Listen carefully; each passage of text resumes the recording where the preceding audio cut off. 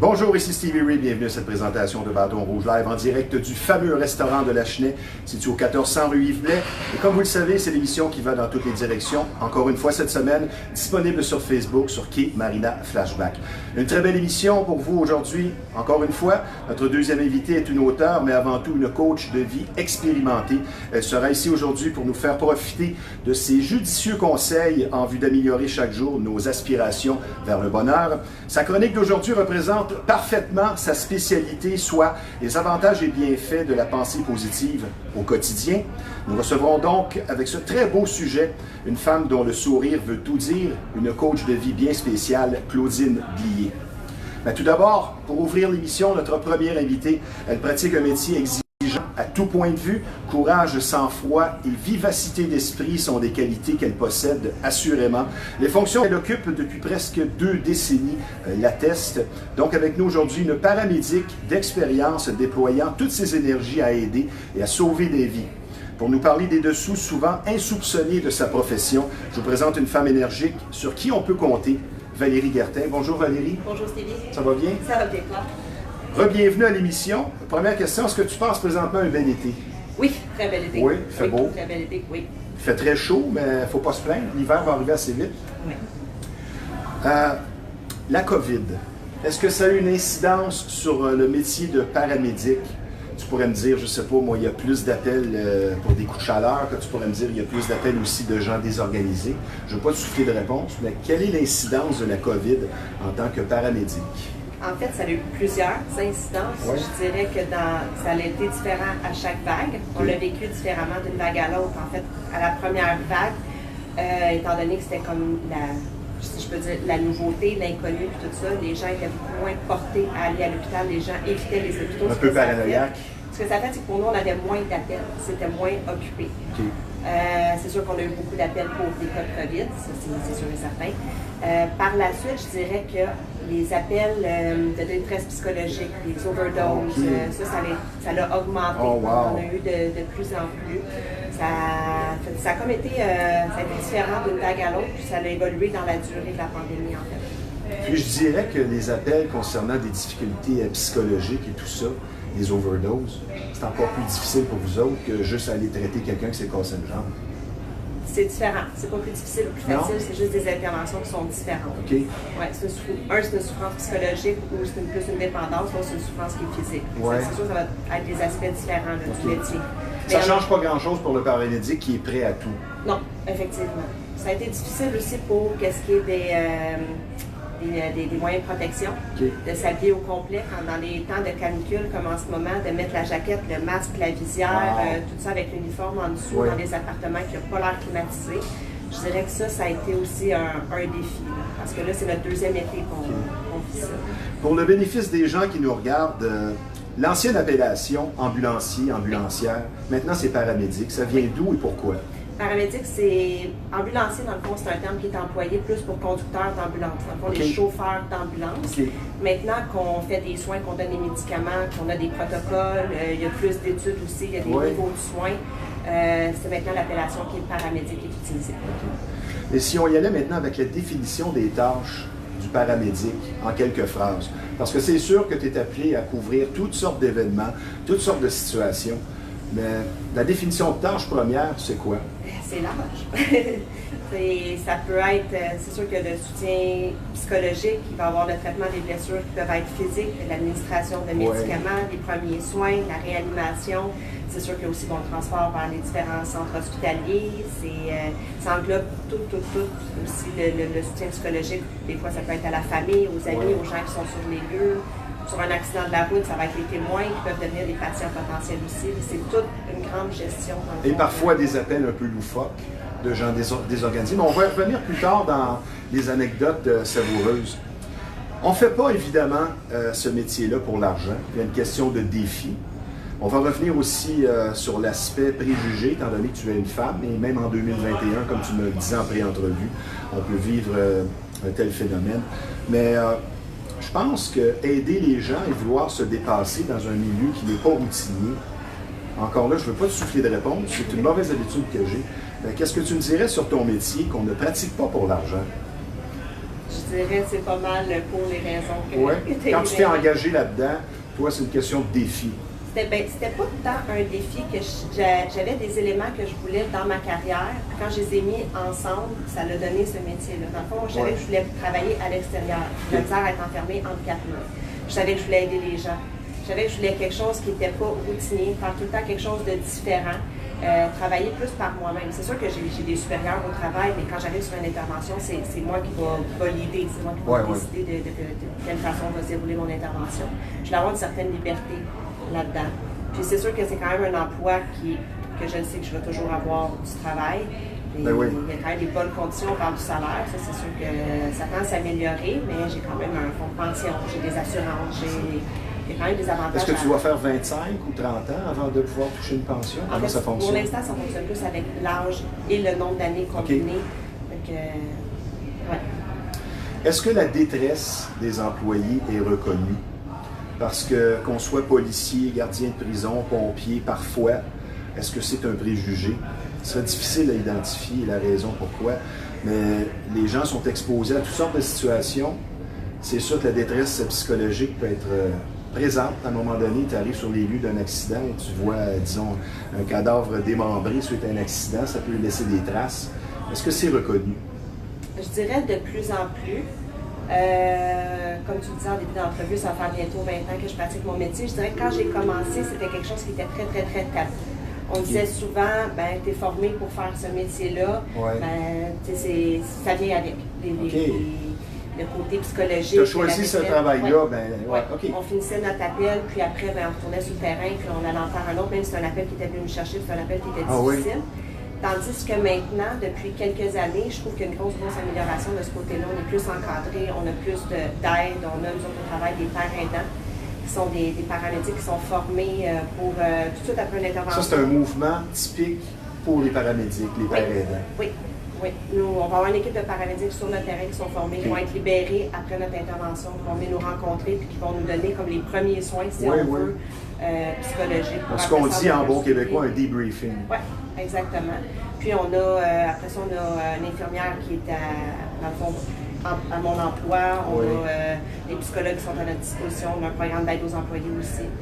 Donc, il y a de plus en plus d'outils. Puis maintenant, on a aussi la Vigile qui est une place pour les chocs post-traumatiques, les problèmes de dépendance, tout ça pour les premiers intervenants. Pour le bénéfice des gens qui regardent ça et qui se disent, mon Dieu, ça ne doit pas être un métier facile, le fameux debriefing, est-ce que ça peut arriver que tu aies vu des images ou vécu des situations tellement difficiles, c'est 2-3 semaines, 2 mois après que ça ressort? As-tu vécu ça, toi, personnellement? Oui, c'est sûr qu'il y en a qui restent. Puis même des fois, je dirais, quand on pense que c'est pas là, des fois, je vais passer à un endroit en voiture, je vais dire, ah oui, à telle place, il y a eu tel accident, puis là, c'est sûr, ça va revenir. Mais ça reste tout, je pense, en quelque part, dans la filière 13 qu'on appelle, là. C'est rangé en quelque part dans notre tête, mais je pense pas qu'on peut oublier. Je pense que ça va toujours rester. On n'a pas le choix d'être fort, ça c'est sûr. Je veux dire, si quelqu'un qui est peut-être trop émotif. Je pense qu'il faut être résilient. Je pense que c'est plus être résilient puis mettre les choses derrière. Beaucoup de leçons de vie aussi. Oui. Tu vois l'imprudence de certaines personnes qui les ont menées à des accidents, exemple. Aussi. Ça peut peut-être faire réaliser que ça n'arrive pas qu'aux autres. Non, exactement. On va parler maintenant de la formation académique. Quels sont les prérequis pour être paramédic? Oui, maintenant, c'est un DEC, dans le fond, c'est un diplôme d'études collégiales qui est fait, c'est 3 ans au cégep. Les prérequis, je sais que ça prend un secondaire 5, que ça prend un permis de conduire avec la classe 4H, je crois, qui est pour les véhicules d'urgence. Oui, c'est ça. Maintenant, il n'y a plus d'exigences physiques. Les tests physiques se font à travers le programme. Et puis, il y a maintenant aussi... Ça, tu n'aurais pas de problème avec ça, je pense? Non, les tests physiques, tu es en forme? de ce côté-là. Mais je n'ai pas toujours été en forme. Maintenant, je me garde en forme aussi pour éviter les blessures au travail, parce que c'est un travail qui est... La civière, je veux dire, ça peut être sollicitant pour le dos. De moins en moins, parce que maintenant, les civières sont électriques, mais sont en batterie. Donc, le travail est beaucoup facilité. Dans les dernières années, on a de plus en plus d'outils pour diminuer les blessures, puis faire prolonger aussi les carrières. On va aller maintenant sur le plan humain du paramédic. J'ai noté quelques qualités que je soupçonnais être vraiment nécessaires pour travailler dans ce milieu-là. Le sang-froid, aimer les défis, comme on le disait précédemment, savoir s'adapter Avoir une dose de leadership, ça c'est certain que quelqu'un qui a toujours besoin de dire quoi faire, ça n'aidera pas. Les nerfs d'acier, évidemment. Tu as l'aspect psychologique aussi qui est très demandé, sollicité, les responsabilités. Mais selon toi, là, qui a beaucoup d'expérience, si on veut faire un paramédic, un bon paramédic, c'est quoi les qualités humaines nécessaires? L'empathie, je dirais la première chose, c'est l'empathie. L'écoute. Okay. Vraiment être à l'écoute des patients, être capable de garder notre sang-froid. Oui. Être capable aussi de rassurer les gens, d'avoir une présence qui est rassurante. Puis être capable de travailler en équipe, parce que veux pas, on est quand même 40 heures par semaine avec le même partenaire. Comme moi, c'est des quarts de travail de 12 heures, donc être assis 12 heures avec quelqu'un, faire des interventions, travailler dans différents milieux, pour être capable de travailler. Et ça se développe aussi. Oui, c'est sûr que ça se développe. Mais un bon partenaire, ça vaut son pesant d'or. Ouais. Ouais, avec, tu t'en vas. Oui, c'est même pas aller travailler. Avec un bon partenaire, là, pour moi, c'est pas aller travailler parce que j'aime mon travail et on a du fun. Ça devient un ami, finalement, plus loin qu'un collègue. Oui. On a parlé de ça en pré-entrevue, toi et moi. Pratiquer le détachement émotionnel. Il arrive des situations, sans aller dans le menu détail, là, que ce soit un accident d'auto terrible, il faut que tu pratiques un certain détachement émotionnel, n'est-ce pas? Oui, oui, on n'a pas le choix. Et ça aussi, ça s'acquiert, ça se pratique. Oui, je dirais que c'est les... Ça s'acquiert, ça se pratique, mais c'est les premières interventions. Comme tu as mentionné une couple de fois, les accidents mortels, les accidents où il y a plusieurs blessés, souvent c'est les premières fois qu'on va voir quelque chose que je pense c'est plus saisissant. La deuxième, on est plus préparé. Je pense pas qu'on s'habitue, on devient préparé à ça. Les premiers suicides, toutes les premières fois, dans le fond, je pense que c'est ça qui est le plus difficile. Puis on devient construire un coffre à outils pour être capable d'intervenir là-dessus. C'est pas qu'on s'habitue, c'est qu'on a les outils pour être en mesure de bien répondre. J'aime ta réponse parce que j'ai parlé souvent avec des policiers, des gardiens de prison, puis certains avaient presque vanité de dire « Ah, moi, ça fait 6 pendus, ça me fait rien. » Fais attention parce que le 7e va peut-être ramener les 6 premiers. Exactement. Et tu ne seras plus capable de travailler. Exactement. Parce qu'un humain, c'est un humain, que tu sois fort ou plus fragile, tu demeures un humain. Je dis souvent qu'on est tous à une intervention d'un choc post-traumatique. Parce qu'on ne sait jamais ça va être quel appel, quelle affectation ou quelle scène va faire en sorte que notre tête, dans le fond, ne voudra plus. Je pense que c'est la même chose que physiquement. Je pense que le psychologique a une certaine limite, qu'on ne sait jamais quand cette limite-là va être atteinte. C'est important de se garder des outils, de se garder un entourage, d'en parler, d'avoir un bon partner. Il y a plein de façons dans le monde. Sans aller dans le détail, as-tu vécu des chocs post-traumatiques au point de ne pas aller travailler, disons, pendant quelques jours? J'ai eu des... Ou de ramener ça à la maison, ce qu'on appelle les dommages collatéraux. Tu ramènes ça à la maison, je veux dire, tu n'es plus la même pour quelques jours. Je dirais choc post-traumatique. J'ai vécu un choc post-traumatique qui n'était pas au travail, dans le fond. C'est suite à un accident de moto que j'ai moi-même subi, dans le fond. Mais je dirais qu'après, au travail, à chaque fois que je vais sur un accident de moto, c'est là que ça repart. Donc, je peux m'imaginer quelqu'un qui l'a vécu au travail de répondre toujours à ce type d'intervention-là. Je pense que le plus difficile, c'est ça. C'est quand l'intervention va venir nous chercher dans notre vie personnelle. Quelqu'un qui a des enfants qui va répondre sur un appel avec des enfants qui sont à peu près dans le même âge que les siens ou justement l'accident de moto que j'aime par exemple, que moi c'est sûr que ça va venir plus me chercher que quelqu'un qui n'a jamais vécu l'accident de moto. Je pense que c'est plus ça qui est difficile. Moi personnellement, j'ai beaucoup de respect pour ce que vous faites, non seulement pour l'utilité que vous avez dans la société, mais il faut être fort comme on dit. On parlait des qualités requises qui vont au-delà de l'aspect technique. L'aspect psychologique, les responsabilités, le stress, parce que quand tu arrives sur les lieux, tu dois te dépêcher, les images qui restent, dealer en bon québécois avec la détresse des gens, ça demande un détachement. Finalement, on ne sera jamais assez payé pour ce qu'on vit. On a beau dire on a un fonds de pension, on a quand même une belle paye, mais je veux dire, tu ne seras jamais assez payé pour vivre tout ça. Ma plus belle paye à moi, dans mon métier, c'est pas nécessairement l'argent, mais c'est le sentiment d'avoir accompli quelque chose. La plus belle paye que j'ai eue dans ma vie, c'est de reparler à un patient qu'on a réanimé. Ça, pour moi, c'est ça. C'est pas nécessairement le chèque que je vais avoir dans 2 semaines. C'est des émotions que je ne vivrais pas ailleurs. Est-ce que la reconnaissance est là, est au rendez-vous la plupart du temps? On est souvent les oubliés. Vu qu'on est comme les premiers arrivés, puis souvent les premiers repartis. Des mots de remerciement, c'est pas, pas à chaque fois, disons. Non, on est souvent un petit peu les oubliés dans les interventions. Les gens vont plus se rappeler du personnel à l'hôpital, surtout quand ils sont hospitalisés longtemps, ils ont tendance à oublier, ou ils ne se rappellent pas nécessairement de ce qu'on a fait au cours. Même si ça peut être loin, est-ce qu'on se rappelle de sa première intervention avec un décès, ou son premier suicidé, ou son premier accident de voiture dramatique? Est-ce qu'on s'en rappelle de ça? Oui, tout. Oui? Oui, ça, je peux me rappeler exactement c'était où, quelle température il faisait dehors. Est-ce que ça a été un choc plus difficile que ce que tu escomptais en théorie? Mais ça a quand même bien été. Comme je disais, on pense qu'on a oublié, mais ça reste quelque part. C'est toujours présent, mais ça ne fait pas mes pensées. Oui, ben non, ben, de toute façon. Tout le temps, ça ne fait pas. Ça ne serait pas une vie. Mais c'est toujours présent. Est-ce que tu penses que c'est plus difficile sur la vie de couple, un travail comme ça? Parce que c'est un préjugé, mais tu as plein de gardiens de prison et de policiers qui sont séparés parce qu'ils ramènent les choses à la maison, parce que aussi tu peux vivre du harcèlement psychologique de ton patron, tu peux avoir la difficulté, tu parlais de travail d'équipe, tu peux non seulement vivre des choses, mais ça peut aller loin. Est-ce que tu penses que ça rajoute une pression? Je pense que oui. Je pense que les horaires peuvent rajouter une pression. Ça prend un conjoint compréhensif qui est aussi. compréhensif. Aussi, ça prend quelqu'un qui n'est pas jaloux, parce que le 3/4 du temps, je travaille avec des hommes. Oui. Donc, ça prend quelqu'un qui est compréhensif aussi de ce côté-là. Les heures supplémentaires, je sais à quelle heure je commence, je ne sais pas nécessairement à quelle heure je vais terminer le travail. Ça, oui, exactement. C'est un côté qu'on ne pense pas.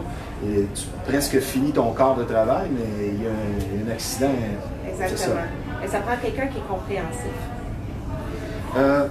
Voir les conjoints et les conjointes sur les lieux d'un accident qui sont éplorés, qui sont tout croches, et ça, c'est tout à fait humain encore là. Ça doit être difficile, ça aussi. C'est le côté le plus difficile, je trouve, dans le travail. C'est pas nécessairement de voir des scènes. Soit les gens vont penser aux choses qu'on va voir, mais des gros appels, des accidents mortels, des grosses choses, c'est pas des appels qu'on va voir fréquemment. Je pense que si je me trompe pas, c'est moins de 10% de nos appels qu'on va faire. Mais tandis que l'autre 90%, ça va être plus le côté, ça va être autre chose. Mais ce qui est difficile, c'est de voir la souffrance des proches d'avoir perdu justement un membre de leur famille ou le conjoint qui vient de trouver une personne qui s'est suicidée, quelque chose comme ça. C'est de voir cette détresse et cette douleur-là qui est beaucoup plus difficile selon moi que des images qui vont rester. On parlait tantôt, tu disais de l'entraînement face aux situations, que la première situation n'est pas comme la 10e, évidemment, c'est comme dans n'importe quel métier. On parlait également des nerfs d'acier qui sont sollicités. As-tu vécu des situations trop élevées, que peut-être les premières secondes, les premières minutes, tu ne savais pas trop quoi faire? C'était trop, tout simplement. Je pense que j'ai toujours réussi. Mais on est deux, hein? On est toujours deux. Ça aide. Ça aide. Mais tu as vu les coéquipiers figés devant une situation? C'est arrivé des fois qu'il y en a un des deux qui prenne le relais. Parce que ça ne fonctionne juste pas. C'est pour ça qu'on est deux. On a la chance aussi d'avoir des équipes qui arrivent rapidement aussi à Montréal. On a des superviseurs de terrain qui sont là aussi pour nous aider. On est quand même rarement laissés à nous-mêmes. Mais oui, ça arrive. Des fois, il faut prendre un petit pas de recul, une grande respiration. Mais c'est immanquable. Un paramédic va être touché par des scènes qu'il aura vécues, qu'il aura vues, probablement pour le restant de sa vie. Quelles sont les situations généralement les plus difficiles pour l'ensemble des paramédics, même si tu vas sûrement me répondre c'est du cas par cas? Je veux dire, qu'est-ce que tu penses qui ressort le plus? Est-ce que ce sont les suicides? Est-ce que ce sont, comme tu disais tantôt, les gens autour qui ont de la peine? Ou c'est tout simplement un accident d'auto avec des cadavres qui sont démembrés? Qu'est-ce qui est le plus difficile selon toi? Je pense que ça dépend du vécu de chaque paramédic. Ouais.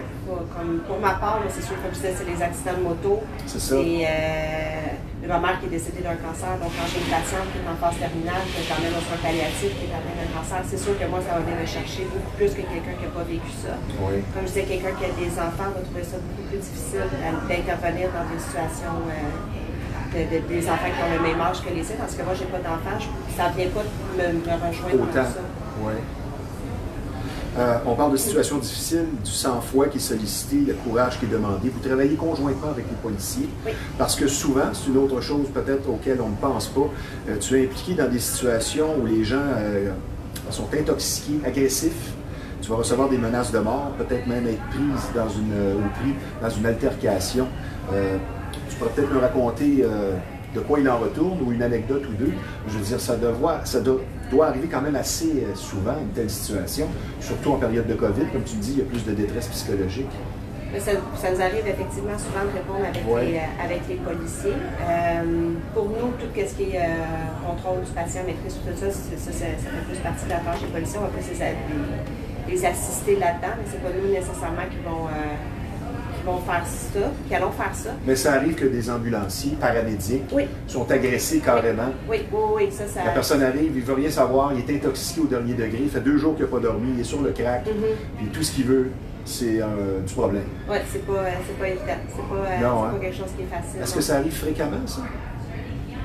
Je pense de plus en plus, malheureusement. Oui. De plus en plus, les drogues sont... On pense au fentanyl, là, c'est pire que pire. Il y a de plus en plus de drogue. Oui. Il y a de plus en plus d'adeptes, je crois, parce que la société est de plus en plus folle, donc... Oui. Ma chère Valérie, on va prendre une petite pause. Ça ne sera pas tellement long, ça va bien. C'est un sujet sérieux, qu'est-ce que tu veux, mais ça fait partie de notre société, et comme je te le dis, moi personnellement, et je pense que je ne suis pas seul, beaucoup de respect pour ce que tu fais. Ça demande non seulement des nerfs d'acier, mais c'est très utile. Je vous rappelle que vous regardez Bâton Rouge Live en direct du fameux restaurant de la Chenille qui est situé au 1400 rue Yves-Blais. C'est un endroit imbattable quand on parle de bons repas. L'atmosphère est chaleureuse. Il n'y a rien de mieux qu'un délicieux steak cuit à votre goût. Mais n'oubliez pas, il n'y a pas que la viande rouge ici. Le menu est complet. C'est situé au 1400 rue Yves-Blais. C'est un restaurant de choix qui vous attend. Et pour les réservations dans le 450, le numéro de téléphone, c'est le 581-1888. Je vous rappelle également que nous sommes présentement en conversation avec une paramédic, un métier demandant courage et sang-froid, soit Valérie Guertin. Sur une note encore sérieuse, vous allez être traité avec beaucoup d'écoute et de compréhension si vous vivez une infestation. Vous aurez compris ici qu'on parle de bébites. La solution, c'est Rive-Nord Extermination. 35 ans d'expérience qui vous attendent. Une entreprise familiale très sérieuse et un service personnalisé. Et pour certaines familles, une infestation, c'est carrément un drame. Et n'oubliez surtout pas que plus vous attendez, plus le problème va s'aggraver. Donc la solution, Rive-Nord Extermination, je donne le numéro de téléphone dans le 450, qui est le 582-6706. Vous êtes amateur de chasse et de pêche, l'endroit pour vous, c'est Performance Chasse et Pêche, une entreprise qui porte bien son nom, un très beau magasin avec beaucoup d'expérience sur place qui vous attend, puisque ça fait déjà près de 25 ans que ce très beau magasin existe. Une bonne réputation, c'est tout simplement le numéro 1 de la Rive-Nord quand on parle de chasse et de pêche. Pour des conseils des bas prix, allez voir François, un chic type, le propriétaire, au 303 Notre-Dame à Repentigny. Performance Chasse et Pêche, là où la passion se vit à chaque saison. Une question que j'avais bien hâte de te poser, Valérie, on va revenir à nos moutons. Plusieurs milieux de travail, même en 2021, sont encore pris avec des préjugés contre les femmes. C'est solidement ancré, qu'est-ce que tu veux? C'est là depuis la nuit des temps. Mais qu'en est-il chez les paramédics? Est-ce que tu vis encore certains préjugés, ou peut-être à tes débuts, en tout cas ça j'en suis certain, est-ce que la situation a évolué? Oui, la situation a évolué beaucoup, je dirais, en pas loin de 20 ans. Quand j'ai commencé, on était vraiment une minorité de femmes dans le domaine. 15 peut-être? À peu près, j'ai pas de chiffres, mais on était vraiment très minoritaire. Puis ça m'est déjà arrivé d'avoir des partenaires qui ne voulaient pas travailler avec des femmes. Ah oui, plus de travail. Mais plus maintenant, on voit plus ça, on voit plus ça maintenant. Ah, ça va loin? Oui, mais là, on est rendu, je serais prête à dire pas loin de la moitié, pas loin de 50-50 pour les femmes. La situation va être bientôt inversée. Oui. On ne veut pas travailler avec un homme. Non, ça, je pense pas que ça va arriver. Mais je trouve que ça fait des bonnes équipes, hommes-femmes. Bien, probablement. Oui, je suis d'accord avec ça. On a des fois des approches différentes. C'est complémentaire. Exactement. Tu me disais aussi en pré-entrevue, quand une femme se retrouve au volant, c'est peut-être là que le préjugé est le plus rencontré. Ben, là, oui, ou la force physique. L'homme a peur? Les hommes ont peur, je pense, des femmes encore au volant. Mais bon. Ben, c'est sûr qu'à 100 km/h en pleine ville pendant le trafic, on fait pas ça. Non, ça n'arrive jamais, ça? Non, surtout pas avec un patient. Non, mais pour se rendre? Ah non. Non? Non. Ça a changé? Oui, ça a changé, mais il y a trop de risques à rouler à des grandes vitesses. As-tu vécu, toi, des accidents pendant ton travail? Pas des accidents. Des petits accrochages? Oui, des accrochages. Mais tu as vu les coéquipiers être impliqués dans des accidents graves? Oui. Ça, c'est vraiment la poisse. Maintenant, des trucs pour décompresser. Évidemment, l'exercice dans ton cas. D'autres vont peut-être faire de la musique. Je sais que dans ton cas, je te connais personnellement, l'exercice, ça fonctionne. Si tu avais un conseil à donner, ça serait ça, évidemment, de faire de l'exercice. Oui, pour décompresser. Ça prend un exutoire, parce qu'à un moment donné... Oui, l'exutoire, mais pour moi, c'est d'en parler. Comme je disais avec mon partenaire, quand on a des grosses interventions, tout ça, j'ai un bon réseau d'amis aussi du travail. On est quand même proches. Le sport, c'est sûr pour moi. Pour me garder L'esprit en forme. sportif, en partant, ça va Oui, aider. mais pour me garder en forme pour exécuter mon travail, mais aussi pour décompresser. La course, je vais courir aussi dehors. Ça me fait du bien. Frapper sur un sac. Oui. Ouais. J'aime aussi me retrouver dans la nature. Aller marcher sur le bord de l'eau, profiter là, de... Tu dirais quel pourcentage des paramédics font l'exercice dans ce but-là? On connaît beaucoup qui font l'exercice dans tes paramédics, tes collègues de travail? Oui, quand même. Oui. Je pense que la majorité se garde en forme. Parce que tu as des gens qui vont se dire trop vidés au retour à la maison pour pratiquer du sport aussi. Oui, il y a ça. Mais comme je te disais, je travaille sur une équipe spécialisée. Et nous, c'est important de se garder en forme. C'est important de... Comme dans l'équipe, on se fait des défis, on s'entraide, on se fait des entraînements. Donc, pour nous, c'est important de se un peu comme les pompiers. Les pompiers, je veux dire, quand ils ont des heures pour... Ils ont l'entraînement à 15 heures. C'est ça que je te dis, mais tu sais, en équipe, tu sais. Oui, on n'a pas de temps de travail. Je pense que le sujet sur lequel je vais te lancer est un sujet peut-être un peu tabou, mais ton milieu de travail est sûrement exposé à ça. Est-ce que l'alcoolisme et la consommation de drogue, c'est quelque chose auquel les paramédics sont exposés? C'est-tu un sujet tabou dans le milieu? Je pense que encore là, c'est de moins en moins tabou. Oui, je pense qu'il y a une grande exposition, que ce soit à l'alcool ou aux drogues, parce que peut-être qu'il y en a qui n'ont pas toujours les outils pour décompresser, qui n'ont pas nécessairement de l'aide non plus ou un entourage. Tout ça, je pense que ça peut servir peut-être d'échappatoire des soirs par rapport au travail. Je pense que oui. Ben, disons que le 30-40 ans, c'était à la mode de prendre un petit coup, peu importe l'endroit. Ouais. Je pense que ça devait boire un peu plus que maintenant. Je pense que oui. Je pense que oui, mais je dirais que maintenant, avec toute l'aide qu'on a autour, avec l'aide psychologique, avec le soutien et tout ça, je pense que c'est de moins en moins présent, ça, je l'espère. Avant de parler des étapes suite à un appel, est-ce que le trafic, c'est l'ennemi numéro 1 du paramédic? Oui. Carrément, c'est ça, hein? J'ai bien deviné. C'est mon ennemi numéro 1. Oui, surtout que tu travailles à Montréal. J'ai travaillé ça fait à peine 6 mois que je travaille de jour au soir. Ouais. Avant ça, j'ai travaillé pendant 17 ans de nuit. OK. Et puis, c'était une des raisons pourquoi j'aimais travailler de nuit. Il n'y avait pas de trafic, et de un, pour aller travailler. Pour revenir du travail, j'étais à l'envers du trafic, puis il n'y a pas de trafic pour aller sur les appels. Tandis que de jour, c'est une toute autre organisation. Un jeudi à 15h. Se rendre sur les appels, aller à l'hôpital, aller au travail, revenir du travail, tout. Et wow. Finalement, tu travailles sur la route vraiment 90% du temps. Je veux dire, c'est comme ça.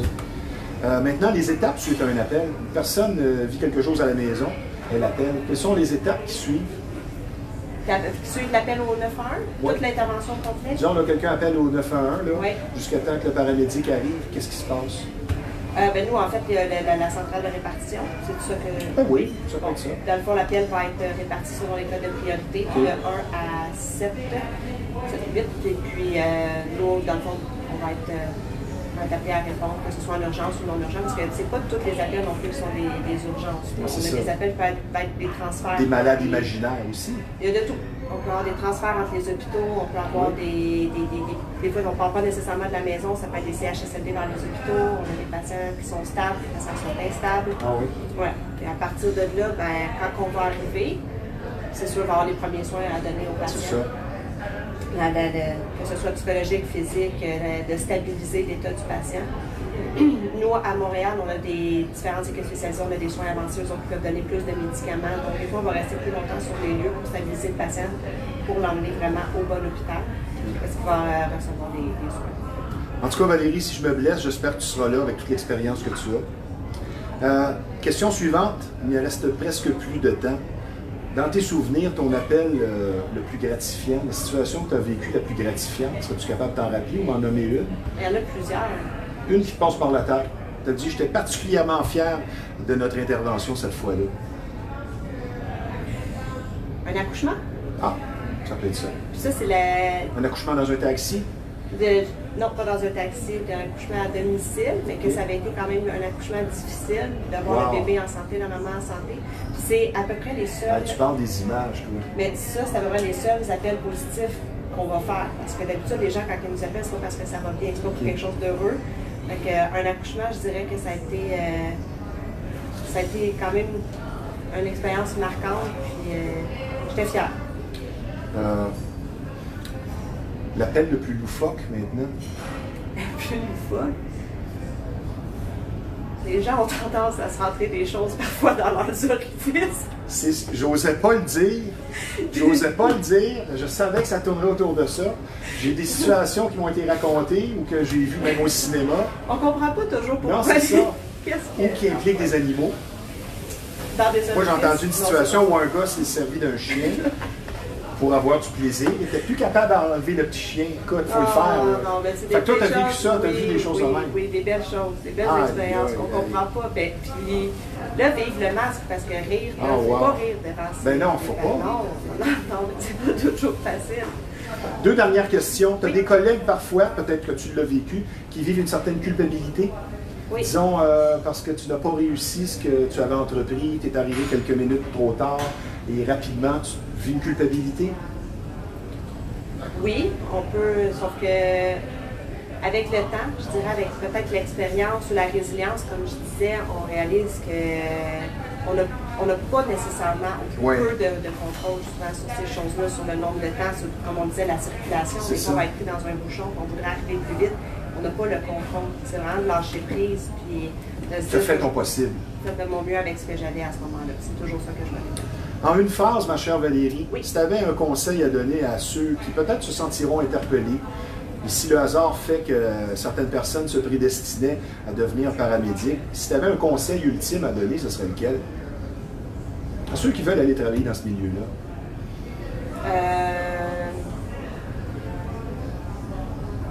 Je pense que ça serait de ne pas trop avoir d'attente. C'est drôle à dire, mais d'aller dans ce métier-là pour les bonnes raisons, pour aider les gens, pour justement le travail d'équipe. Pas juste pour le trail. Exactement, parce que c'est pas, comme je sais, c'est à peu près 10% de nos appels. Ça va être vraiment d'aller dans ce métier-là pour les bonnes raisons. Puis moi, encore après presque 20 ans, j'aime encore autant mon métier. Et il faut penser aussi qu'on n'aura peut-être pas la même mentalité, la même durabilité quand on choisit un métier à 22 ans que quand on aura 39 ou 40 aussi. Il faut voir un peu à long terme dans quoi on s'embarque. Exactement. Puis les possibilités d'avancement aussi, il n'y en a pas tant dans le métier. C'est difficile quand même de se diriger vers d'autres choses. Oui. Valérie, merci beaucoup de nous avoir éclairé les lanternes sur une profession qui sort vraiment de l'ordinaire et qui intrigue beaucoup de gens. Parce que je voulais que tu sois là pour en décrire les dessous, parce qu'on pense aux appels, on pense aux accidents, mais il y a tellement beaucoup plus que ça. Merci au nom de tous ceux que tu as aidés et sauvés et ceux à venir. Félicitations encore parce que tu es un exemple de gentillesse et de courage pour toute la société. Merci beaucoup Valérie Guertin, très gentille. Merci. Et bonne journée. Merci. Je parle maintenant d'un garage dont la réputation n'est plus à refaire. Sa moto, situé au 1133 Notre-Dame. La confiance règne, le travail est bien fait, on ne va pas vous changer des pièces pour rien. C'est le respect du client en premier. De longues explications et de longues années d'expérience vous attendent sur place. Personnellement, j'aime bien dire que ce sont les tops de la mécanique. Sa moto, situé au 1133 Notre-Dame à Repentigny. Je vous parle maintenant de la zone vêtements de sport et classiques, une très belle boutique qui se situe au 148 Notre-Dame à Repentigny. On salue John en passant, le propriétaire. Comme je vous le dis, beaucoup de vêtements et de marques de choix au meilleur prix sur place. Je vais vous en nommer quelques-unes, soit Gasp, Leather Body, Riderwear, Gorilla Wear, La Bella Mafia. Dernièrement, Lacoste avec ses vêtements et ses souliers. Ce sont des marques de choix. Timberland, ça c'est un classique. Une nouvelle marque, Koala, très en vogue pour les jeans, les t-shirts pour hommes. Et évidemment, le fameux Ed Rush avec ses magnifiques chandails. Donc, la zone vêtements de sport et classiques, c'est au 148 Notre-Dame à Repentigny. Maintenant, autour de notre deuxième invité, sa première visite fut si intéressante qu'elle fait dorénavant partie de l'équipe. Elle est coach de vie et auteur, entre autres fonctions. Elle fait en tout premier lieu dans le positivisme. Elle est avec nous aujourd'hui pour nous présenter un sujet de chronique qui va toucher tout le monde, sans exception, soit les avantages et bienfaits de la pensée positive au quotidien, celle qui nous aide à progresser. Claudine Blier. Bonjour Claudine. Bonjour Sylvie, ça va bien? Ça va bien toi? Ah, super bien, merci. Je suis heureux de te voir, tu as toujours un sourire resplendissant. Re-bienvenue. Avant de parler du sujet du jour, j'aimerais situer les gens parce que tu es multidisciplinaire, tu fais toutes sortes de choses, tu écris, tu es coach de vie. Qu'est-ce que tu fais dans le fond? En tout premier lieu, tu es coach de vie. En premier lieu, là, je te dirais, j'utilise des baguettes magiques. Wow. Hein? Donc, je suis libératrice de deuil, activatrice de passion, et transformatrice de croyances limitantes. Donc, pour amener le client à transformer le regard qu'il porte sur lui-même. Changer ses patterns. Changer ses patterns, mais changer le regard, parce que les gens, là, je pense que tu en connais quelques-uns comme ça, ils ont un regard sévère envers eux-mêmes. On est tous un petit peu comme ça. Ah oui, fait qu'il faut apprendre à changer ça. Il faut apprendre à sortir la comparaison, dévalorisation, jugement et tout ça pour retrouver de la liberté, parce que le plus gros impact que j'ai auprès de mes clients, c'est quand ils réussissent à transformer leur propre regard de l'intérieur au lieu de donner le pouvoir au regard des autres. Tu comprends ce que je veux dire? Parce qu'il y a tellement de personnes qui c'est une chose dont j'allais te parler tantôt. Remettre sa valeur dans le regard des gens, c'est pas trop bon. Tu peux te ramasser à plat assez rapidement. Avant de parler du sujet du jour, moi j'ai préparé une petite intro parce que je pense que les pensées positives sont très importantes. Il faut aller dans les petits détails qui font la différence. Et le but de la pensée positive, c'est d'aller plus loin. Et s'il y a une compétition, c'est avec soi-même, c'est pas avec le voisin comme dans le capitalisme. Se dépasser, le voisin, on lui souhaite la bonne chance, tout ce qu'il peut avoir, et ça nous revient. L'amélioration de sa vie vers ses aspirations, ce que l'on veut être. Focus on your goal, mettre le focus sur ses buts, non pas nécessairement sur soi-même, ce qui est un peu à la mode dans la société, on parle de l'égoïsme. L'entourage est très important. Et un des premiers avantages et bienfaits de la pensée positive, c'est au quotidien. On parle ici finalement de la loi du retour, donc c'est un must.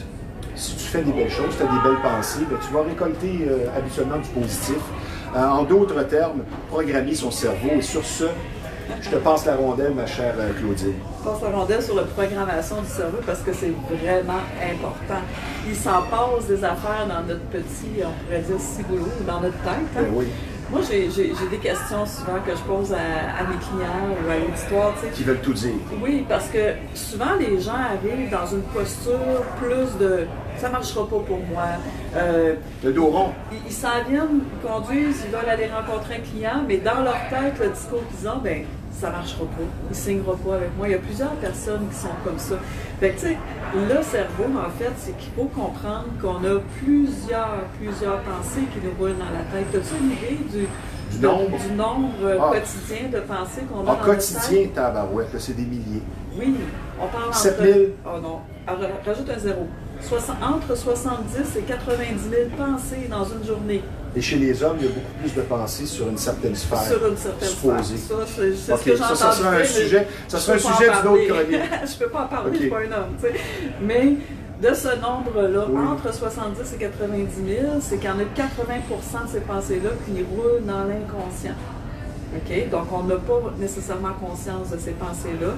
Mais moi, ce qui me touche le plus, c'est que 80% de ces pensées-là sont négatives, limitantes, dégradantes à notre égard. Wow. C'est pour ça que c'est important pour moi de te dire ça d'entrée de jeu, parce que le réflexe humain n'est pas de penser positif. Le réflexe humain, c'est tourner le négatif ou d'être plus dans l'insécurité. Et si tu tombes dans la pensée négative, comme tu dis si bien, 80% du temps, arrive la loi de Murphy. Ça draine l'énergie, puis c'est certain que si tu es dans la pensée négative inconsciente, tu es tiré vers le bas. C'est difficile d'aller vers le haut. Vraiment, vraiment. Fait que ce qui est important, première étape, c'est de prendre conscience de mes saboteurs, de mes phrases qui passent. Je te donne un exemple. Moi, j'ai grandi avec une mère qui me disait tout le temps, Claudine, toute bonne chose est bonne à demander. Le pire qui peut arriver, c'est un non. Et quand je dis ça, la plupart du temps, les gens disent « Oui, je suis d'accord avec toi ». Je suis certaine qu'il y a plusieurs personnes dans ton auditoire qui disent « Je suis d'accord avec toi ». Mais j'ai compris, au mois d'août l'année passée, moi, c'est ma phrase que je dis depuis plusieurs années, qui m'emmène à poser mes demandes. Et j'ai compris que quand je dis ça, le pire qui peut m'arriver, c'est un non. C'est que énergétiquement, je place déjà une réponse comme un non. Ma posture juste de prononcer le nom. Ouais. Exactement. Et tu sais, maintenant, moi, je dis, toute bonne chose est bonne à demander. Le mieux qui peut m'arriver, c'est un oui. Déjà là, juste de le dire, l'énergie passe pas pareil, la posture est droite et mon intention vers la personne à qui je demande est déjà projetée vers un oui. Fait que tu sais, tout est mis en place pour que j'aie davantage un oui. Ça veut pas dire que j'aurai pas de non. Mais dans l'énergie, tu es une énergie positive, tu la portes, tu vas avoir beaucoup moins de crainte à la demander, tu comprends? Et tu as des gens qui savent observer tout ça. le non-verbal. Quand tu vas pour un emploi, exemple, il y a des gens qui sont très habitués à voir des gens qui arrivent dans leur bureau, ils savent observer. Quand on parle de pensée positive et de tous ces phénomènes-là, on est dans les énergies invisibles. Oui, exactement. Et c'est ça qu'il faut réaliser. Parce que quelqu'un qui est fermé à ça, va être fermé à ce monde, ce double monde. Mais il y a beaucoup plus de choses dans le monde invisible que dans le monde perceptible. Il y en a tellement. Puis si tout le monde comprenait à quel point on a du pouvoir dans le monde invisible. Parce que ton intention, c'est une énergie, c'est pas palpable. Si tu veux réussir, oui, c'est bon d'avoir de la volonté, de la détermination, des objectifs, se mettre en action, mais au-delà de ça, il faut aussi imaginer qu'est-ce que je veux comme résultat fini. C'est un objectif. Tu sais, hein, j'ai fait le camp de base de l'Everest. Moi, avant de partir faire le camp de base de l'Everest, je me voyais au sommet du camp de base. Tu commençais par la fin. Tu commençais par la fin. Comme Wayne Dwyer nous dit si souvent. Tu commences par la fin, tu le vis au maximum, tu vois toutes les images, puis après tu fais confiance que d'aujourd'hui à la fin, les choses vont se placer. C'est tellement vrai ce que tu dis, parce qu'en étant positif, tu vas avoir beaucoup plus de chances de t'attirer des bonnes et des belles choses. Et en commençant par la fin, disons là, tu vas avoir un employeur, puis dans sa réponse, il ne t'a pas dit oui. Tu vas arriver à la maison, tu vas raconter ça à ton conjoint, ta conjointe, puis tu as l'impression que la réponse va être oui. Il ne faut pas que tu aies quelqu'un à côté de toi qui dit, ben là, sois pas trop vite à penser que tu vas gagner. Puis ça, c'est une erreur, parce qu'en commençant par la fin, tu vagues, tu es déjà sur la vague, tu surfes dans le positivisme, et ça t'entraîne encore plus dans le positivisme. Si tu me permets de partager une anecdote, j'ai passé de nombreuses entrevues dans ma vie, et j'ai toujours mis en application que je me préparais toujours pour un oui. Fait que je repassais une entrevue, même si elle avait été poche, l'entrevue, que je n'avais pas donné le meilleur de moi-même. Quand je sortais de là, je l'ai. Puis, j'aimais mieux me préparer à je l'ai pendant 1 semaine, 2 semaines, 3 semaines, parce qu'il y a des processus qui ont été longs, que de dire, ah ben je l'ai pas, qu'est-ce que je vais faire, je l'ai. Puis d'alimenter le négatif. Moi, j'ai toujours dit, je me prépare pour avoir une réponse positive. Puis si je ne l'ai pas, je vais réagir. Oui, je vais avoir de la peine, frustration, colère, nomme-les, mais mon temps de réaction dans le négatif est beaucoup plus court que quand je me prépare tout du long dans le négatif. Puis c'est pas juste l'entourage qui nous amène à penser négatif, soi-même. Combien de personnes vont avoir passé une entrevue, vont avoir un projet, vont dire ah, ça n'arrivera pas. Pourquoi je mets tous ces efforts-là? Ils se le font, ils s'auto-sabotent. Il y a une certaine paresse aussi. Parce qu'on tombe dans la facilité, le réflexe facile. Moi aussi, je vais t'en raconter une anecdote. Sortir de sa zone de confort. C'est tellement vrai. Les effets sont exponentiels sur le long terme en étant positif jour après jour, parce que ce n'est pas toujours facile, ça demande quand même un travail. Je vais te raconter comment ça s'est fait, moi ici, Bâton Rouge, là, je suis dans ma 3e année. Ouais. J'étais chez moi avec ma copine, j'ai dit, viens-t'en, je la sens. C'est le temps. Comment ça? J'ai dit, c'est le temps. J'avais déjà un plan en tête. J'ai dit, moi, je m'imagine faire ça, ça, ça. J'avais déjà mon émission à la marina. J'ai dit, il me semble que ça serait un bon endroit. J'arrive ici, Nick, le propriétaire, m'accueille. Il dit, t'es chanceux, je suis jamais là. Ça commence bien. Auriez-vous 5 minutes? Mais j'ai dit, il faudrait qu'on s'appelle, qu'on s'assoie plutôt, pour que je vous raconte, que je vous présente mon projet. Mais moi, j'avais une idée vraiment déterminée, je la sentais, mais j'étais programmé. Ça faisait 2 semaines, 3 semaines que je pensais à ça. Je me suis assis avec lui, j'ai dit, OK, monsieur, 5 minutes, pitch de vente. Quand j'ai terminé mon 5 minutes, il m'a dit, tu commences quand?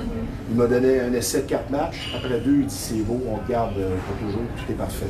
Mais c'est comme tu le dis, j'étais programmé, je m'en allais là, avec un seul objectif. Il n'y avait pas d'autre option. Mais c'est tellement vrai ce que tu dis. Oui, puis tu sais, là, j'ai le goût de, mettons, nommer les grands inventeurs. Ben, je sais pas les noms, mais celui qui a cru en l'avion, il y en a combien? Ben oui. Ils en ont fait combien de tests? L'imagination. Ils se sont plantés combien de fois? Mais eux autres, ils le voyaient voler. Aujourd'hui, tu regardes. Einstein disait que le plus important, c'est l'imagination. Exactement. C'est l'imagination qui a amené à voler, justement. Oui, puis tu sais, tantôt, on parlait d'énergie. L'énergie, là, elle est dans tout. Elle est dans la table, ton micro, la chaise, la table, l'immeuble. Oui. Mais elle est aussi, ça c'est l'énergie qui est la plus lente, la matière. L'énergie qui va rouler un peu plus, on va parler d'énergie du son. Après ça, on va mettre l'énergie qui est plus rapide, l'énergie de la lumière. Après, qui est plus rapide de la pensée. Que l'énergie de la lumière, c'est l'énergie de la pensée. Mais il y en a encore une qui est plus rapide que celle-là. C'est laquelle? C'est celle où tu te relis à la force de l'univers. La source. À la source, à la puissance de l'univers. Et celle-là, quand tu t'accroches à elle, elle a une puissance immense d'exécution. Tu sais, fait que c'est tellement magique. Puis, elle est là pour pourvoir à tous tes besoins. Exactement. Mais si tu as de la résistance par des pensées ancrées négatives, tu te fermes des portes toi-même. Oui, tu te fermes des portes toi-même. Puis ce que je voulais te dire, ce qui est important, c'est que ça prend une personne avec une pensée positive, une attitude positive très forte pour neutraliser quand même beaucoup d'énergie négative. Fait que tu sais, si tu es dans une pièce, puis tu as la positive, puis qu'elle veut prendre la place, ça va aider aux énergies négatives de se transformer aussi. OK? Mais plus tu es haut dans les niveaux d'énergie. Tu comprends ce que je veux dire? Fait que ça c'est vraiment essentiel. De comprendre que notre niveau d'énergie, on a un pouvoir, nous, de manifestation qui est beaucoup plus grand que si je cherche à comprendre. Cherchez pas à comprendre par des mots, des explications. Cherchez à comprendre par le ressenti. Tu sais, fais juste penser une situation où tu te sens bien. Hein? Si je demandais, ça te fait vivre quoi? Si tu avais à me l'illustrer par une image, ben, les gens pourraient dire, ben, j'ai l'impression de marcher sur un nuage, j'ai l'impression, je me sens bien, tu les vois rayonnants. Si je les amène dans une expérience plus négative, c'est plus lourd, c'est plus roche, c'est plus, oui. Tu sais, nuage noir, tu sais, fait que... Et souhaiter espérer aux autres ce qu'on voudrait pour soi. Oui. Il y a des gens qui disent, je ne reçois pas assez de telle chose, mais toi, est-ce que tu le donnes? Et en le souhaitant plus aux autres, peut-être même à tes ennemis, ça, c'est pas toujours facile. Oui. C'est un peu le message de Jésus. Combattre le mal par le bien, tu vas arriver à des bons résultats, mais si tu n'es pas dans le positif, ça va être difficile. Nous allons prendre une petite pause, Claudine, ça ne sera pas tellement long, c'est super intéressant. Je vous rappelle que vous regardez Bâton Rouge Live en direct du fameux restaurant de la Chenée, situé au 1400 rue Yvelet. Nous sommes présentement en compagnie d'une coach de vie réputée, Claudine Guillet. Je vous parle maintenant d'un gym qui offre ambiance et compétences, soit TriStar Gym, qui est situé au 530 Notre-Dame à Repentigny. Une très belle salle de musculation qui vous attend sur place. Et pour pratiquer tout sport de combat, c'est l'endroit pour vous. Beaucoup d'expérience sur place. On va répondre à vos besoins. Quand on parle d'expérience, le propriétaire et coach sur place, Yves Jabouin, a 31 combats MMA en carrière. Et ça veut tout dire. Donc, TriStar Gym, au 530 Notre-Dame à Repentigny. Ambiance et compétences. Je vous parle d'un endroit maintenant, une entreprise où qualité et service sont au rendez-vous, soit M Pavage. Votre entrée de votre maison ou de votre commerce a besoin d'être rafraîchie. M Pavage est le spécialiste à consulter. Quand on parle d'entretien, d'entrée, d'asphaltage, de nettoyage, de colmatage de fissures et d'application de salants protecteurs, votre entrée redeviendra comme une neuve. Des prix compétitifs pour un travail de qualité vous attendent. M Pavage, là où la qualité n'est pas que du bavardage. Le numéro de téléphone dans le 514, c'est 754-0069. Je vais te suggérer une idée. Je vais te laisser poursuivre sur ton sujet. Le vieil adage qui dit que le temps est précieux. Et quand on est dans le positivisme, ça mène à être positif, évidemment, aller vers le positif constamment. Et les relations sont choisies. Ça nous évite des situations qui sont carrément négatives, mais qui sont ancrées. Et dès qu'on commence à être vraiment, je pense que c'est le premier indicatif, quand on est positif, on n'ira plus vers des gens qui ne sont pas gentils ou des situations où on se sent tordu à l'intérieur. On fait des choix, on choisit notre environnement. Puis ça, choisir. Se choisir. Puis tu sais, se choisir, plus tu vas te choisir dans la vie et que tu vas choisir de mettre du positif dans ta vie, c'est certain que tu vas attirer des résultats. C'est clair, net et précis. Et moi, j'ai compris ça dans ma vie. J'ai été longtemps à m'oublier, à ne pas vouloir aller voir qui j'étais, OK, profondément. Jusqu'à quel âge, Claudine, pour les femmes comme ça? Tu veux savoir ça, toi? Ben oui, okay. Sans dire ton âge. Ben non, ça me dérange pas partout. Moi, ça me fait vraiment plaisir de vieillir. 41 ans? Non, j'ai 55, mais j'ai commencé vraiment à prendre conscience à quel point je vivais dans des défensives, à quel point je m'étais moi-même emmurée dans ma propre prison. Emmurée, j'aime ça. À partir de 48 ans. OK? Fait que ça a pris vraiment du temps avant que je réalise que la plus grande richesse, elle est à l'intérieur de moi et qu'il faut oser aller vers soi. Y a-t-il un moment en particulier ou une lecture? Non. Parce que Wayne Dwyer, moi, là... ce qui m'a déclenché, c'est vraiment le problème relationnel que je vivais avec une de mes filles à la maison. Puis là, j'ai comme réalisé que je ne peux pas changer personne autour. La seule personne que je peux changer, c'est moi. Oui. Et je suis allée faire ma formation de thérapeute. OK? Et là, ça m'a aidé à aller vers moi davantage. Tu voulais du changement. Oui. Puis le camp de base m'a mis vraiment au cœur de moi, à réaliser qui j'étais en profondeur. Tu sais, que je suis capable de relever des défis, que j'ai des belles valeurs, que le positif mène à des résultats. Tu Tu sais, c'est essentiel. Puis, si tu me permets, j'aimerais donner des petites clés pour La lecture en est une. les personnes qui veulent. La lecture en est une. La lecture S'entourer en est de une. livres Oui. sur le positivisme. J'ai nommé tantôt, Wayne Dyer, oui. j'ai une longue liste à Oui. énumérer aux gens, mais Wayne Dyer, je pense qu'on a ça en commun. Moi, ça a Oui. changé beaucoup ma vie. Oui, effectivement. Tu sais, puis en fait, je veux amener les gens sur, on parle des bienfaits de la pensée positive au quotidien, mais qu'est-ce que tu fais au quotidien pour oups, je cherche mon mot. La cultiver? Tu as 2 périodes essentielles. Sais-tu quelles sont les périodes essentielles de ta journée où c'est important? Le lever et le coucher. Le lever et le coucher. Je vais aller Tu plus passes en des tests, détail, là. OK? Lever, coucher. Les 20 premières minutes. Il est essentiel de passer les 20 premières minutes dans la joie. Et là, dans la joie, ça c'est relatif à chaque personne. Qu'est-ce qui te met en joie? Tu as nommé la lecture, tantôt notre invité a mentionné la marche, le sport. Manger des œufs. Il y en a que c'est manger des œufs, boire un bon café sur une terrasse, écouter les oiseaux, voir la nature, entendre l'eau. Fait que les 20 premières minutes, pourquoi dans la joie? Parce que la joie, c'est l'expression pure de l'âme. OK? C'est la meilleure expression qui nourrit ton âme. Si tu nourris ton âme, tu vas passer une meilleure journée. Donc, c'est pour ça que c'est important, les 20 premières minutes de ta journée, d'aller dans la joie. Et quand tu vas te coucher, tu programmes ta nuit. Oui, je vais juste dire, pour les 20 premières minutes, c'est tout simplement de, si vous n'en faites pas de 20 premières minutes dans la joie, faites pas demain matin 20 premières minutes. Vous ne tiendrez pas le coup. Alors, commencez par 2-3 minutes. Pourquoi vous ne tiendrez pas le coup? Parce que le cerveau, il n'aime pas tous les changements radicaux. OK. Fait, il va tenir pendant 2 semaines, 3 Mais ça, c'est semaines, pas une un pensée mois. limitante? Non. C'est Ton comme ça. cerveau a besoin, OK. il n'accepte pas la radicalisation, mais il Ça va... commence il à va- 4, après ça 5, après ça 6. Exactement. Comme le jogging. Il va accepter d'y aller OK. un pas à la fois. Donc là, c'est là qu'on va créer l'habitude.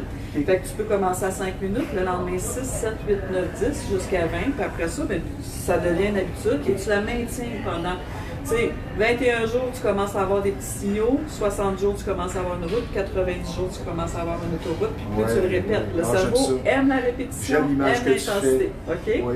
Fait que ça, c'est important pour le matin. Et tantôt, tu disais pour le soir.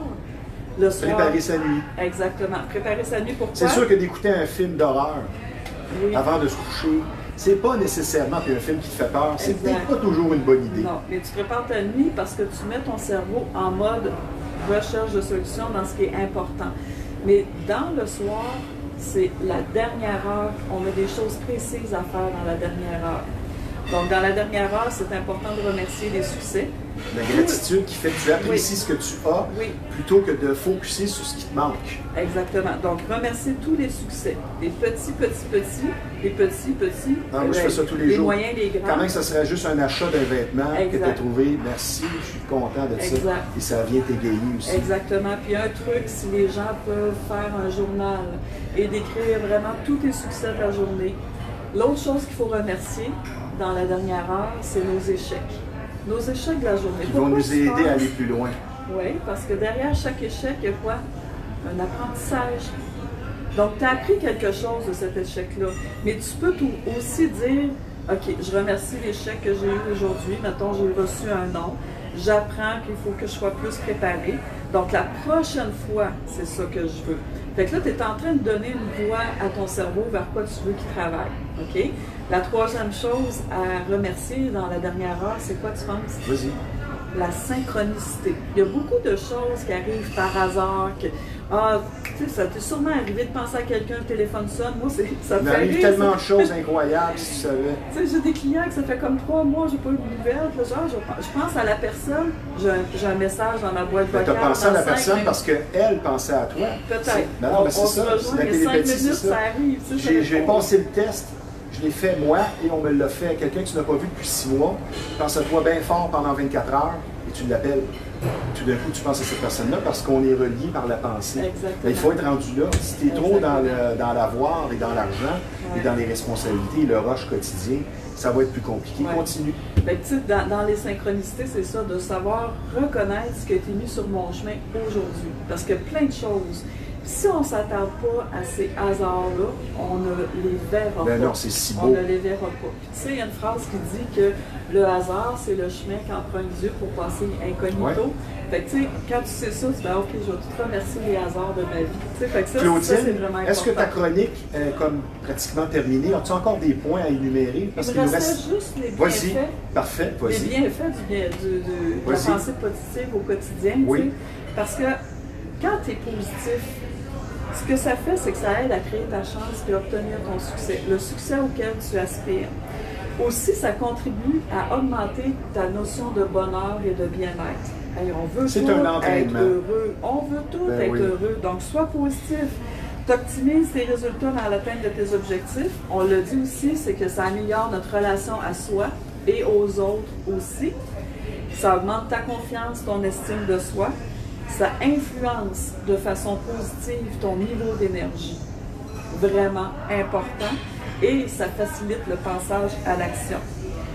Je termine par une phrase qui dit « Se projeter dans un futur positif est un élément essentiel dans la réussite de ta vie. » Voir à court et moyen terme, Oui. se voir dans 5 ans, se voir dans 5 mois, Oui. par exemple, parce que tu commences encore là par la fin. Oui. Moi, je vais te suggérer des idées et aussi suggérer des idées aux gens. Il y a Marissa Peer, qui est une motivatrice que tu dois connaître. Elle parle qu'au quotidien, pour se donner un boost, une étincelle, de savoir se féliciter, se complimenter nous aussi, sans tomber dans l'égocentrisme. Mais c'est sûr que les gens ont une tendance, et ça c'est difficile à cause de l'aspect culturel qui nous a enseigné que c'est pas bon de s'aimer puis tout ça. Mais elle le dit, se féliciter, ça rehausse ton estime. Et si tu n'as pas d'estime de toi, oublie ça, toutes les portes vont se fermer. C'est une peur culturelle justement de s'aimer. Ne pas attendre des autres. De la vivre, cette félicité, ce bonheur, c'est le faire en soi, mettre son bonheur dans les mains d'une autre personne, ça peut être dévastateur. Maintenant, je vais te poser une question, je t'envoie une idée, j'aimerais que tu me répondes à ça, qu'est-ce que tu penses? Pour évoluer, constance ou changement? Je te dirais que ça prend les deux. Ah, j'aime ta réponse, j'aime ça. Autant, ça prend les deux, parce que tantôt, je te parlais, pour implanter une nouvelle habitude, Oui. ça prend de la constance, ça Oui. prend de la rigueur, ça prend de la répétition. Parce qu'il y a deux choses qu'il ne faut pas oublier. Le cerveau, lui, il va changer une habitude par la répétition et par l'intensité.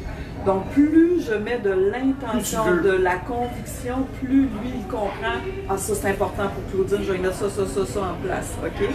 Mais ça prend aussi au cerveau du changement. Donc, ça prend du changement de routine. Parce que là, c'est dans le changement qu'il y a des nouveaux circuits neuronaux qui se créent. Fait que c'est pour ça que je te dis, ça prend les deux. Ça prend les deux pour installer une nouvelle habitude, puis ça prend aussi le changement, sortir de ta zone de confort, faire des choses de façon différente à tous les jours, parce que là, tu es en train de créer des nouveaux chemins également. Je te soumets d'autres idées, on va y aller un peu en rafale. Tu me réponds par 2 ou 3 phrases. Apprendre à ne pas dramatiser, ça c'est important. Attention au plan B. Si tu dis, moi, je veux faire ça, mais j'ai un plan B, si ça ne fonctionne pas. Ça ne fonctionnera pas bien souvent. Exactement, c'est-à-dire le plan B. C'est ça. Là, je t'envoie une autre phrase, j'aimerais que tu me dises, parce que si tu veux briller, être heureux, avoir du succès, l'attitude fait l'altitude. Toujours. Tu es d'accord avec ça, c'est sûr? Toujours. Mais si tu veux développer une phrase ou deux là-dessus. Une phrase ou deux. Bien, redis-la donc, parce que l'attitude fait l'altitude. Oui, l'attitude. En fait, c'est d'avoir une attitude positive, et ton attitude positive, c'est ce qui permet de monter en énergie. Donc, l'attitude fait l'altitude. Spirale ascendante. On a pensé, la pensée, ça fait partie de une des énergies les plus fluides. Après, c'est l'univers. Fait qu'on est comme pas loin là. Alors, j'aime ton discours. Maintenant, un mot sur la discipline personnelle qui, veut pas, est à la base aussi de tout. Parce que tu auras beau chercher le succès, le bonheur et les belles choses, si tu te détruis par les consommations multiples d'alcool, tu vas trop loin dans tes dépenses, ainsi de suite. On pourrait nommer toutes sortes de phénomènes. La discipline personnelle. J'aurais le goût de répondre à ça par la discipline personnelle. Quand tu tombes dans ces types d'abus-là ou de c'est une charge, fuite. c'est une fuite parce que tu n'as pas pris le temps de venir voir qu'est-ce que tu fuis réellement dans l'alcool, la consommation, les dépenses, le sexe, la drogue, n'importe quoi. Là. Il y a une fuite, un malaise, un mal-être intérieur, et c'est ça qu'il faut adresser, c'est ça qu'il faut oser venir voir. Parce que le précieux, là, quand on ose jeter le regard vers soi, c'est qu'on se sent libéré. Tu connais ma devise? Se libérer le cœur pour avoir le pas plus léger. J'aime ça, qu'est-ce que tu dis? Je t'envoie 2 dernières phrases et tu me donnes un synonyme parce que c'est sûr que tu vas être d'accord avec ça. Rien n'est possible sans une attitude positive. Bien, c'est certain. Moi, Non, mais pour les sceptiques, peut-être qu'ils disent ouais, c'est un beau discours. Tu sais, c'est comme les livres de positivisme. Moi, là, ma table chez moi regorge de livres de positivisme. Je suis toujours là-dedans. Et ça a changé ma vie. Je ne dis pas que j'avais une vie tout croche, mais ce sont des outils. Mais tu as des gens qui regardent ça, puis là, qu'est-ce que c'est ça? Mais regarde, tu n'as même pas essayé. Ce sont des outils. C'est un des freins principaux, c'est notre discours intérieur. On va se mettre des freins soi-même parce que là, on a des doutes, on a des insécurités, on ne veut pas croire, mais je vous dis, ça vaut la peine de tourner notre mentalité, d'essayer de penser positif. Plus on le fait, plus on récolte. C'est clair. Finalement, le ménage à l'intérieur de soi est nécessaire et indispensable si on veut récolter ce que l'on sème. Parce que si tu n'es pas bien avec toi-même, ça va être compliqué. Oui, parce que malheureusement, nous sommes ceux qui nous mettons le plus d'embûches. Les embûches ne viennent pas de toi, d'autres personnes. Tu n'auras beau chialer contre le voisin ou ta femme, c'est ça. C'est pas eux les responsables, c'est comment toi tu gères ce qui est à l'intérieur de toi. Ouais. C'est ça ta responsabilité. En terminant, je vais suggérer quelques noms de lecture où vous pouvez aller sur le web et vous n'avez qu'à pitonner le nom que je vais vous donner, plus le mot motivation. De mon livre aussi. Oui, bien, si tu veux le nommer immédiatement. Bien, j'ai le bonheur de te dire que mon livre maintenant s'appelle Un pas à la fois sur le chemin de Mathilda. Il part en impression cette semaine. Félicitations. Je suis maintenant ma propre maison d'édition. Ah oui? Donc, il va être disponible très bientôt. Là, à la fin du mois d'août, je vais pouvoir en vendre. Ah, si ça continue, je vais vous voyer. Tellement que tu m'impressionnes. Je vais vous donner justement quelques suggestions pour les gens qui veulent avoir accès. Parfois, ce sont des petites vidéos de 6 minutes, 10 minutes, 11 minutes, mais ça fait toute la différence, spécialement avant d'aller faire dodo. Vous avez Mel Gibson.